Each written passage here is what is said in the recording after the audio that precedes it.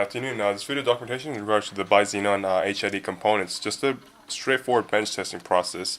I understand that you might be having some issues firing certain HID components on maybe one headlight side or the other.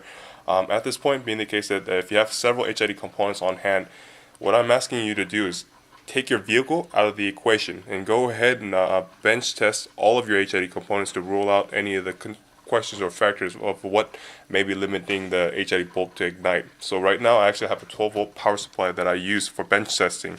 So you can follow me that these red and black wires, which is positive and negative, run to my test leads. And I have my test leads clamped to an alligator clamp. So you're following the color coding, red and black. You'll see that I directly powered them to the 9006 connector on the ballast mouth. So making sure, at least on my ballast end, they have engravings to kind of confirm what's what. So for my side, the positive will be the inner side, the outer side will be the grounding negative. So it kind of shows you black, red. Once I have that pretty much polarity corrected to making sure that there is no issues in terms of polarity, what I'm going to do is go ahead and fire up my power supply unit right now. You should see the HID bulb light up and ignite. So I'm going to go do that right now. And this is pretty much a bench test, so please take the time to take your vehicle out of the equation.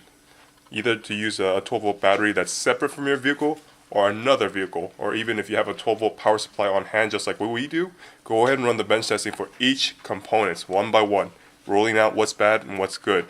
If you are to bench test to find out all of the HID components work without any issues, then the concern might be stemming from your vehicle in terms of any connectivity or even the onboard, for a vehicle that old, I'm not too sure if it has an onboard computer, but maybe the ECU might be detecting something that might be causing an issue from there.